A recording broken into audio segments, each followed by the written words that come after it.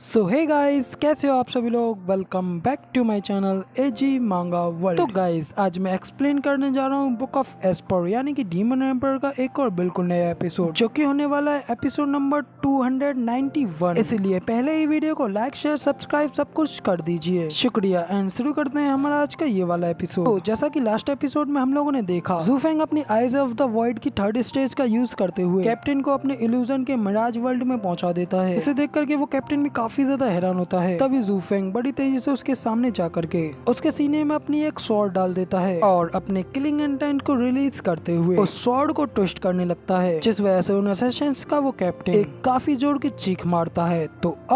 अब इस वाले एपिसोड की स्टार्टिंग में उन असैसिन्स का वो कैप्टन दर्द के मारे ज़ू फेंग के सामने अपने घुटने टेक देता है, लेकिन इधर दूसरी ओर ज़ू फेंग अपनी दूसरी स्वॉर्ड को निकाल करके हंसते हुए उससे कहता है, ओ लगता है कि तुम्हें काफी ज्यादा दर्द हो रहा है, तो फिर मेरे ख्याल से मुझे इसे एक बार फिर से करना चाहिए। इधर ज़ू फेंग की ये बात सुनकर के वो असैसिन्स का वो कैप्टन काफी ज्यादा हैरान होते हुए घबराते हुए जल्दी से पीछे की ओर जंप लगा करके ज़ू फेंग से दूर हटने लगता है। तभी ये देख ज़ू फेंग भी उस असैसिन से कहता है, तुम्हारी मेरे इन अटैक्स को डॉज करने की कोशिश बिल्कुल ही बेकार है। ज़ू फेंग के इतना कहते ही वो स्वॉर्ड ज़ू फेंग के हाथ से गायब हो जाती है और अचानक से उस कैप्टन के पीछे आकर के उसकी पीठ में घुस जाती है। तभी ज़ू फेंग आगे कहता है कि तुम मुझसे बचने की कोशिश करके सिर्फ और सिर्फ अपनी एनर्जी को ही वेस्ट कर रहे हो। कि वो असैसिन का लीडर फिर से एक बार जोर से चीख मारता है, लेकिन इसी के बाद तभी हम लोगों को ज़ू फेंग को आसमान में उड़ते हुए दिखाया जाता है। फिर आसमान में उड़ने के बाद ज़ू फेंग उससे कहता है कि मुझे लगता है कि तुमने ऑलरेडी ये पता लगा लिया है कि ये सब मेरा एक इल्यूजन है, मगर लेकिन क्या मैंने तुम्हें ये पहले ही नहीं बताया था कि तुम्हारे इस 100 times more accurate soul sense की वजह से ही तुम्हें आज यहाँ पर उतना ही ज्यादा पेन होने वाला है जितनी की तेज तुम्हारी सोल एनर्जी है। इतना कहकर के लिन फेंग अपने हाथ आगे बढ़ाते हुए आसमान में कुछ चीजें बनाता है और आगे उनसे कहता है कि हालांकि भले ही तुम्हें पता है कि ये सब कुछ एक इल्यूजन है, मगर रियलिटी और इल्यूजन से क्या ही फर्क पड़ता है, क्योंकि मैंने सब कुछ तो यहाँ पे बदल ही दिया है।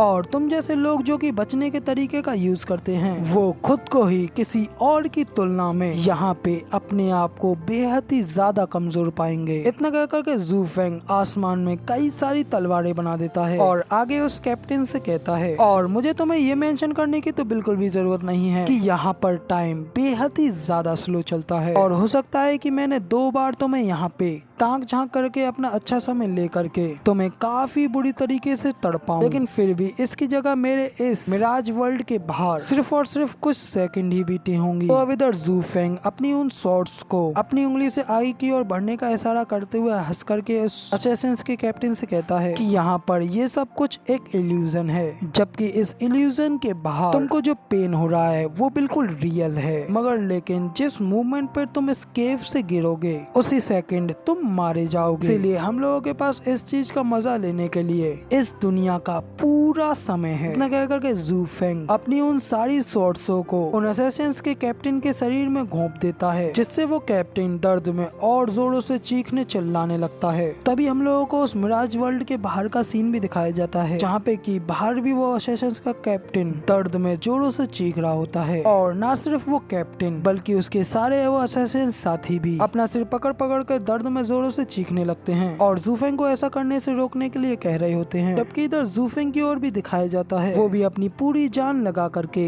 अपनी आइज ऑफ द वॉइड से अपने उस मिराज वर्ल्ड को कंटिन्यू रखने की कोशिश कर रहा होता है। तभी ये देख एल्डर ली भी कहते हैं कि मैंने ये कभी भी एक्सपेक्ट नहीं किया था कि स्टीवर्ट ज़ू अब इतना ज्यादा पावरफुल हो गया होगा, जो कि उसने अपनी सिर्फ एक ही ग्लेयर से यहाँ इस जगह का पूरा पल्ला ही बदल कर रख दिया। तभी एल्डर किंग जैन भी कहती है, हाँ इसे देख करके तो मुझे ऐसा लग रहा है कि हम लोग कभी भी इस लिटिल मॉन्स्टर की बराबरी भी कर पाएंगे। तो इधर एल्डर किंग जैन की ये बात सुनकर के एल्डर ली भी अपने मन में कहते हैं कि ये बस कुछ समय पहले की ही बात है, जब ज़ू फेंग को मेरी प्रोटेक्शन की जरूरत थी, मगर लेकिन अब इस समय इस बच्चे ने हम सभी लोगों को काफी दूर तक सरपास्ट कर दिया है और टोटली अपनी खुद की बनाई हुई एक नई रिल्म पर पहुंच गया है। तो इधर एल्डर ली ये सब सोच रहे होते हैं, जबकि दूसरी ओर ज़ू फेंग अपने मिराज वर्ल्ड को बनाते हुए काफी काफी ज्यादा थक रहा होता है। साथ ही गुस्से में वो अपने मन में कह रहा होता है कि ये सड़े हुए कमीने लोग अभी भी स्टिल इसके सामने टिके हुए हैं और इसे सह रहे हैं, जबकि मुझे अपने इस मिराज वर्ल्ड को मेंटेन करने की वजह से सोल पावर काफी ज्यादा कंज्यूम हो रही है और मैंने उसमें अपने 3600 ब्लेड्स डाले हैं, लेकिन फिर भी ये इससे मरने वाला नहीं है। तो इधर जूफिंग के भी इतना सोच लेने के बाद हम लोगों को उस असेसन के कैप्टन की ओर दिखाया जाता है। उसके शरीर में इतना दर्द होने की वजह से उसकी भी सोल काफी ज्यादा डिस्पेयर होने लगती है और वो भी काफी ज्यादा कमजोर होता जा रहा होता है, जिसे देख करके जूफेंग भी हंसते हुए अपने मन में कह रहा होता है कि हाँ बस टाइम हो ही गया, ये स्प्रिट पपेट भी अपनी पूरी लिमिट पर है। तो इधर जूफेंग के इतना कहने के बाद हम लोगों को उस कैप्टन के बाकी के असैसिन्स की ओर भी दिखाया जाता है। उनकी पावर्स तो ऑलमोस्ट खत्म हो चुकी होती है और कई सारे तो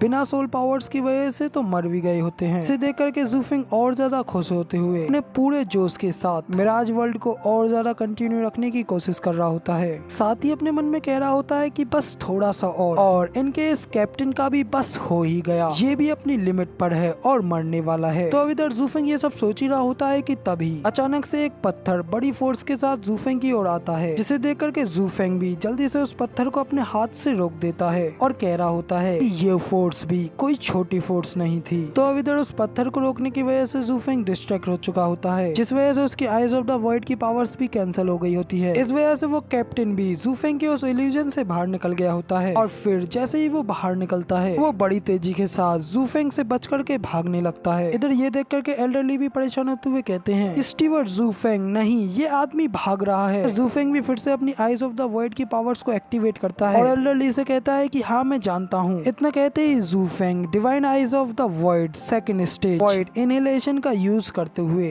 असैसिन्स के कैप्टन के ऊपर अपनी आइज से इनहेलेशन बीम का अटैक करता है, जो कि बड़ी तेजी से उस कैप्टन के ठीक पीछे पहुंच जाती है, जैसे देख करके वो कैप्टन भी काफी ज्यादा हैरान होता है। तभी जूफिंग की वो गोल्डन बीम पलक झपकने की स्पीड से उस कैप्टन के पेट में एक बड़ा सा होल कर देती है, जिसके बाद हम लोगों को दिखाया जाता है कि जूफिंग की वो इनहेलेशन बीम इतनी ज्यादा पावरफुल होती है कि वो न केवल उस कैप्टन के पेट में छेद करती है बल्कि उसके सामने आने वाले एक बड़े से पहाड़ में भी एक बड़ा सा होल कर देती है। फिर वो कैप्टन भी काफी ज्यादा जख्मी होकर के जूफिंग के उस अटैक को देख करके काफी ज्यादा घबराते हुए कहता है कि स्प्रिट पपेट होने के बावजूद भी मैं इसके इस स्पेस क्रैकिंग मूव से बच नहीं सका और यहाँ तक कि इसके इस इफेक्ट को भी मैं इजीली हील नहीं कर पा रहा। आखिर ये इसकी किस तरीके की शक्ति है, साथ ही ये आखिर किस तरीके का एक डीमन है जिसके के पास इतनी ज्यादा फैंसी और पावरफुल ट्रिक्स हैं। तो अब इतना कह करके वो कैप्टन जल्दी से अपने आप को फिर से उस रेड मिस्ट में कन्वर्ट करता है और आगे कहता है कि जैसा कि इसने मुझसे कहा था ये मेरे उस पुराने प्रतिद्वंदी से सच में काफी ज्यादा टेरिफाइंग है। तो गाइस इसी के साथ आप इस वीडियो में आगे बढ़ने से पहले वीडियो को बिल्कुल भी स्किप किए बिना कुछ देर के लिए मेरी बातों को सुन लीजिए। तो गाइस मैं बताना चाहता हूँ कि मैंने हाल ही में अपना एक व्लॉग चैनल बनाया है, जिसके के ऊपर मैंने फिलहाल तो अभी एक भी वीडियो नहीं डाली है, मगर मैं चाहता हूँ कि आप मेरे इस चैनल पर अपना पूरा सपोर्ट दें और इस चैनल पर मेरी फर्स्ट वीडियो डालने से पहले ही इस पर अपना सपोर्ट दिखाते हुए 1K प्लस सब्सक्राइबर्स ऐड करवाएं। गाइस मुझे यकीन है कि आप लोग इस टारगेट को जल्द ही कंप्लीट करवा दोगे, तो इसीलिए सबसे पहले तो आप लोग मेरे इस व्लॉग चैनल पर जाकर के उसको पहले ही सब्सक्राइब कर लीजिए और साथ ही बेल आइकन को भी दबा दीजिए। चैनल का लिंक मैंने डिस्क्रिप्शन और पिन कमेंट में डाल दिया है। बाकी ठीक है गाइस, मेरी इतनी ज्यादा बातें सुनने के लिए आपका शुक्रिया और लिंक पे जाकर व्लॉग चैनल को सब्सक्राइब जरूर से कर लेना। तो गाइस अब आगे वीडियो में दिखाते हैं कि रेड मिस्ट में कन्वर्ट हो जाने के बाद वो असैसिन्स का कैप्टन जल्दी से यून क्लैन के लोगों की ओर भागने लगता है, जिसे देख करके वो लोग भी काफी ज्यादा घबरा गए होते हैं। तभी असैसिन्स का वो कैप्टन उनमें से एक बच्चे को पकड़ करके अपने साथ ले जाने लगता है, जबकि वो बच्चा भी घबराते हुए अपनी हेल्प करने के लिए आवाज लगाने लगता है। तभी ये देख जूफेंग भी चिल्लाते हुए उस कैप्टन से कहता है कि तुम जल्दी से उसे छोड़ दो, क्योंकि अभी यून क्लैन ल्यू क्लैन की प्रोटेक्शन में है और अगर तुमने इसे किसी भी तरीके की चोट पहुंचाने की कोशिश की तो हम लोग मोर्टलिटी तक एक दूसरे के दुश्मन बन जाएंगे। तो इधर सचिन का वो कैप्टन भी जूफेंग की ये बात सुन करके उससे कहता है क्या तुमने मुझे कोई पागल समझा है, क्योंकि अगर मैं यहाँ पर रुका तो तुम मुझे बिना झिझक के ही मार डालोगे। और जूफेंग इस बार के लिए तो मैं तुमसे अपनी हार मानता हूँ, अगर याद रखना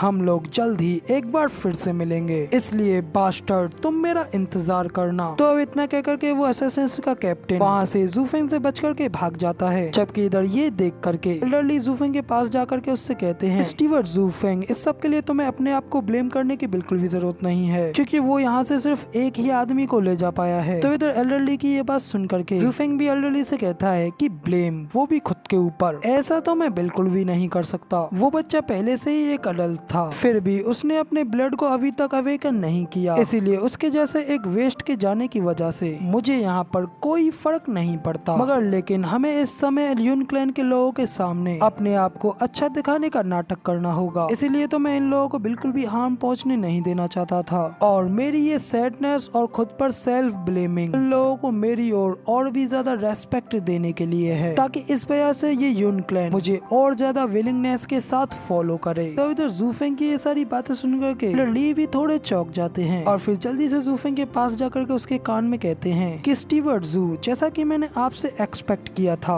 आप अपने खुद के इंटरेस्ट के लिए काफी अच्छी एक्टिंग करते हैं। तो गाइस, अब एल्डरली के इतना कहते ही हमारा ये वाला एपिसोड यहीं पर पूरी तरीके से कंप्लीट हो जाता है और इसके आगे के एपिसोड अब आप लोगों को इसके नेक्स्ट हफ्ते में देखने को मिलेगी। तो अब फिलहाल के लिए तब तक के लिए आप लोग मेरी नई series I am so lucky को देख सकते हैं, लेकिन उससे पहले वीडियो पसंद आई हो तो यार एक लाइक कर देना और साथ ही कमेंट करके बताना कि आपको हमारा ये वाला वीडियो का एक्सप्लेनेशन कैसा लगा। और ऐसी ही अमेजिंग वीडियोस को देखने के लिए मेरे इस चैनल को सब्सक्राइब करना बिल्कुल भी मत भूलना। इसके बाद मैं मिलता हूँ आप लोगों से अगली वीडियो में, तब तक के लिए टाटा बाय बाय, फिर मिलते हैं।